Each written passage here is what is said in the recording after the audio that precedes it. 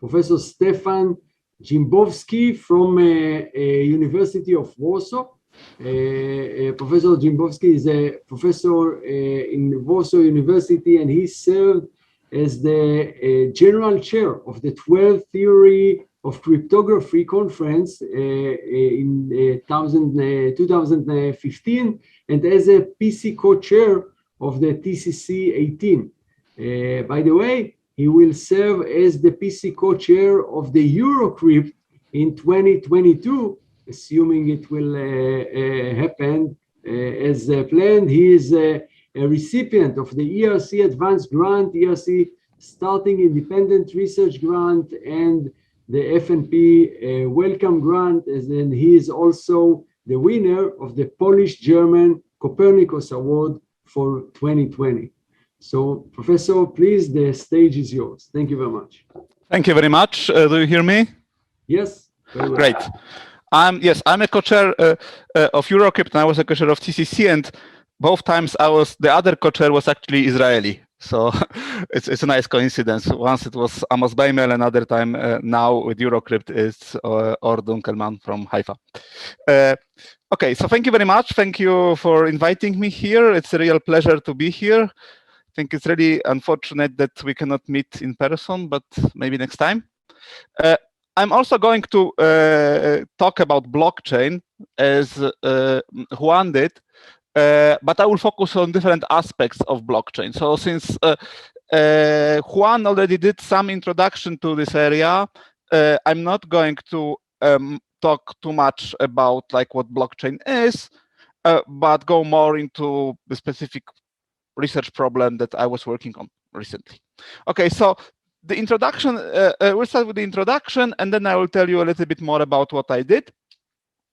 So Juan was talking a lot about how blockchain is designed, but if you look at it more from like user perspective, then one way to look at blockchain, the promise of blockchain is that blockchain is supposed to decentralize the internet, right? So it started with Bitcoin and financial applications, but people now believe that it has more applications that go beyond the financial ones. And in particular, there is this vision to decentralize things. So we currently often have to rely on centralized platforms like Google, Facebook, and others. And for several reasons, it would be nice to decentralize them, not to have like single points of failure, or not to have a situation when one party can sell or whatever she wants. And people believe that blockchain is one of the technologies that can be used for it. So blockchain would replace the centralized platforms with something more decentralized.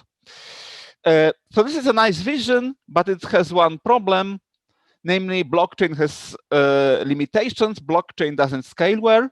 So in particular, typical blockchains are slow, so they are not immediate, and they have limited capacity. So you cannot process too many transactions at the same time.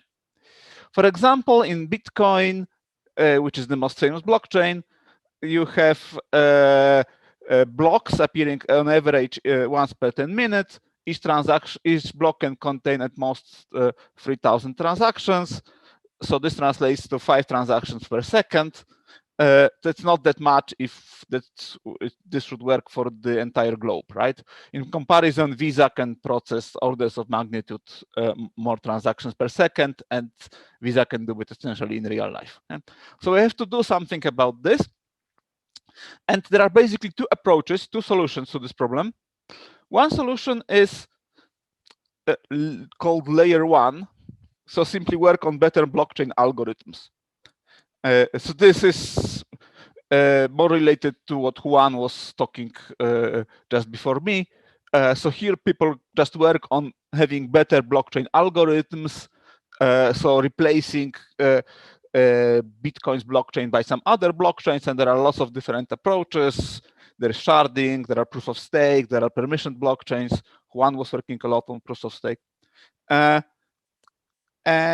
then there is layer 2 approach. So this is what will be more interesting for me today, which is to construct protocols that assume that, okay, blockchain is there, it already exists. We don't want to modify this technology, but we simply want to design protocols where blockchains are not used that often. Okay, so protocols that use blockchains only in a minimal way. Only what is really needed is written on the blockchain, but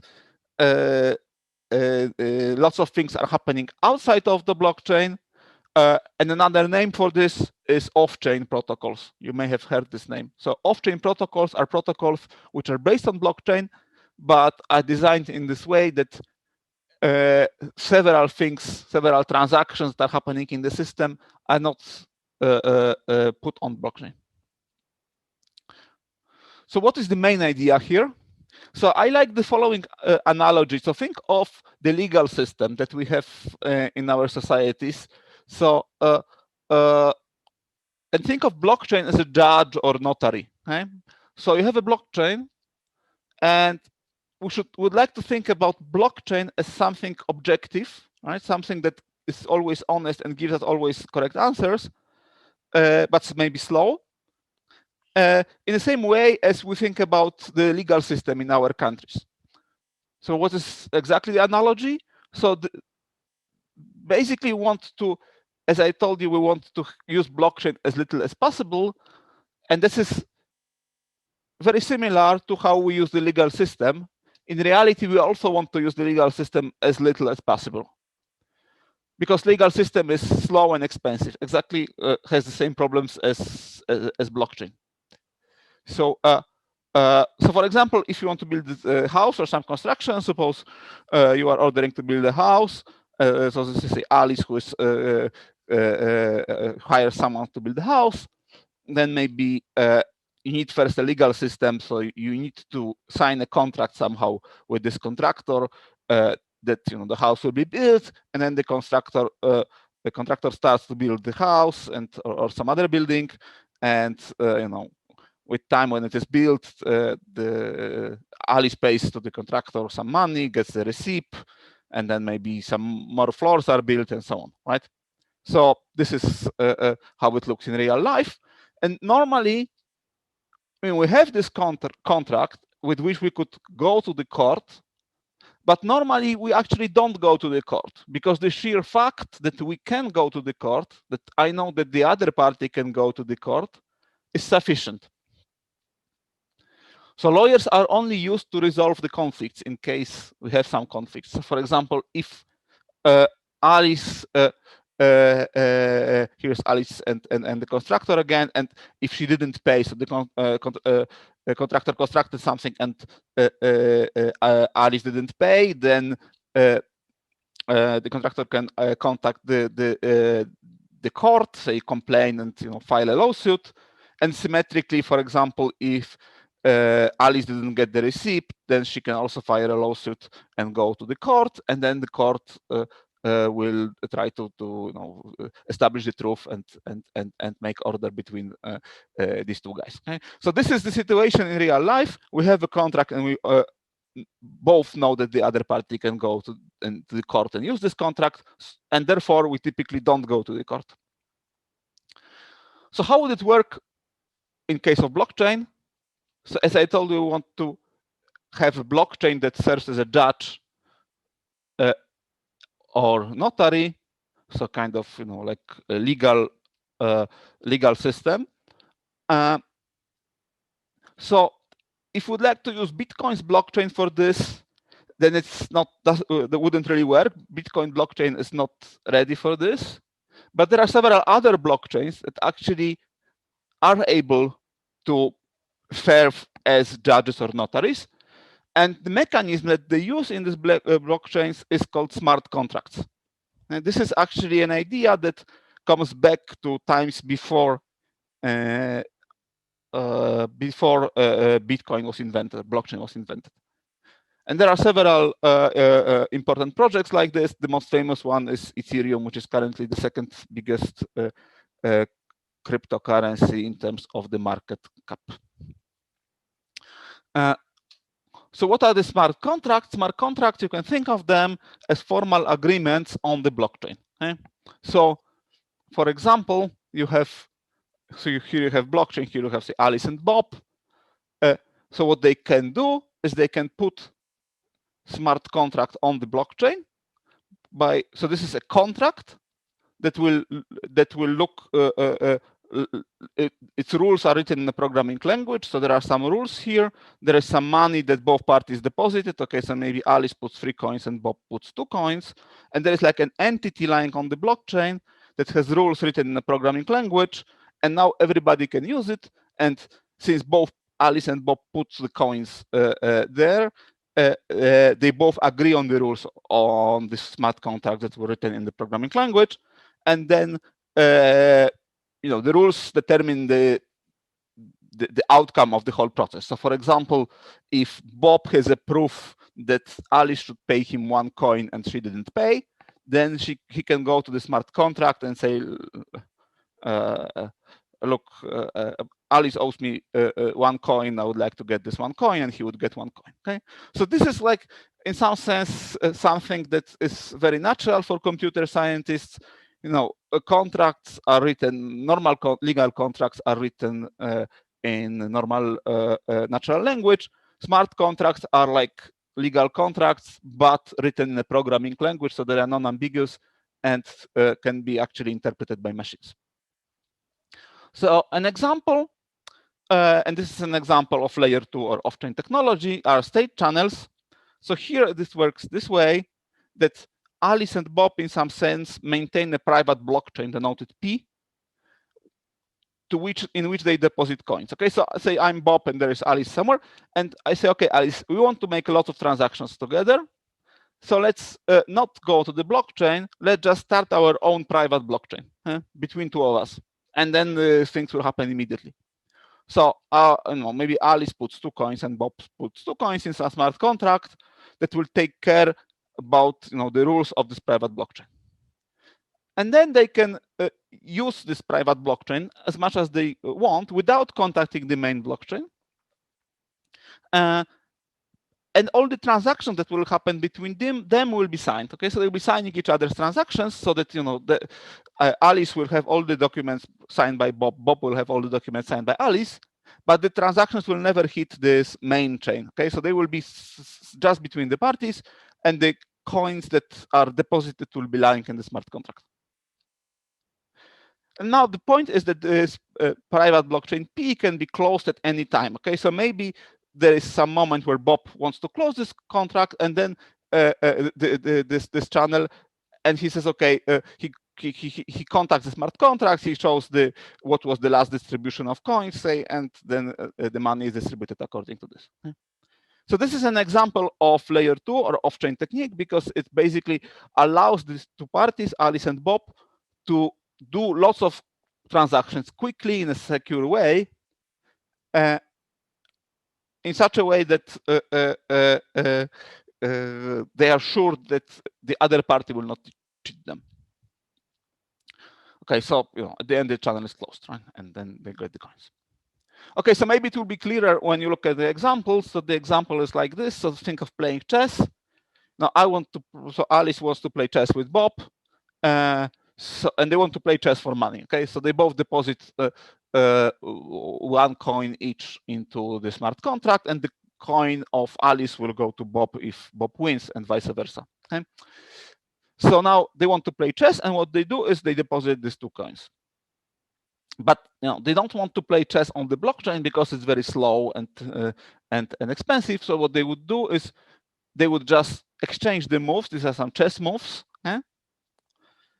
and sign these moves. Okay, so Alice sends a signed move to Bob. Bob sends a signed move to Alice. Okay, signed with the digital signature. Okay? And then at the end, maybe Alice wins. So Alice makes a checkmate against Bob, and Bob confirms, okay, I lost.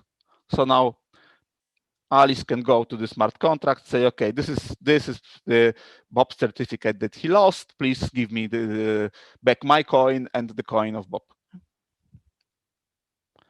So far so good, because everybody is behaving honestly, but of course parties can cheat. So in particular, Bob, who lost, may not send this message back to Alice, so may not admit that he lost.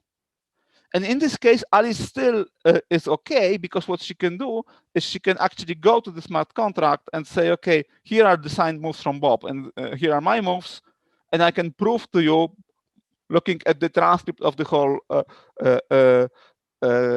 game, I can prove to you that actually Bob lost. Okay? So this is precisely, this captures this thing that is the basis of state channels, that you keep on signed documents just in case, and you use them really if the other party cheats, to prove to the smart contract what was the truth, what was the real story behind how did the game really go.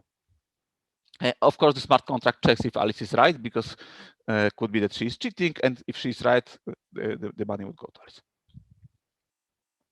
Okay, so this is the basic idea of channels, and then there are several generalizations. So, for example, you can quickly observe that opening a channel is expensive because it requires interaction with the blockchain. So, if two parties, Alice and Bob, don't have a blockchain, then they can use intermediaries, and there are protocols that work this way. That if Alice has a channel with Carol and Carol has a channel with Bob, then Alice can still play chess or perform some other transactions with Bob with the help of Carol. Okay, so no need to contact the blockchain, and longer paths are also possible. So no, if Alice wants to pay to Bob, then even if she doesn't have direct contact, maybe she can use a path like this. Okay, so these were the channels, and there are several other protocols of this type. So channels were just one example. The most famous is Lightning Network, but there are several other ones. Then there is something called Plasma or commit chains with several other ongoing projects. Some of these projects are academic, some of them are really practical. Then you have another technique that I don't have time to talk about, which is called bisection protocol, where you also have several interesting projects, or at least 2 interesting projects. And then this is the newest thing. We have also something called rollups, which is something like a hybrid between layer 1 and layer 2. Okay? So there are lots of very interesting things happening. But let me tell you a little bit about my own work here.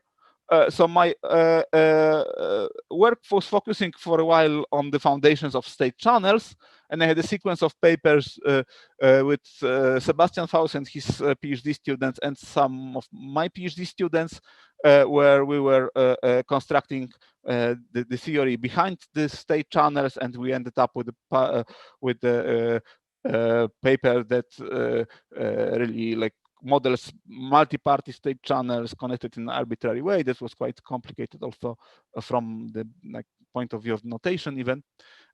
One example of our innovation, and that's used in several projects now, is okay, so I remember this thing with Alice talking to Bob via Carol. So we introduced the concept of virtual channels, where Carol is only needed at the beginning and at the end of the game between Alice and Bob, and the whole game can perform directly between Alice and Bob without contacting Carol. So for each individual move, they don't need to contact Carol. And this was implemented in real life. The project is called Perun, and now, well, it was implemented by a German startup called Perun, in which I was also involved. Now the startup is renamed to Polycrypt. You can go to the website, perun.network still works. Yeah, so there is some information about the implementation. So it's a modular implementation. You can easily apply it to different environments. It's blockchain agnostic, so it works with different backends, and it's efficient. It's implemented in Go language. And another work that I was doing was understanding the limitations. So Juan was mentioning that some papers in this area, some important papers, were focusing on not what is possible, but what is impossible. And we also try to work in this direction. So we have a paper that shows what is impossible to achieve with a technique called Plasma that I didn't have time to talk about. Okay, so that was it. Toda, and thanks.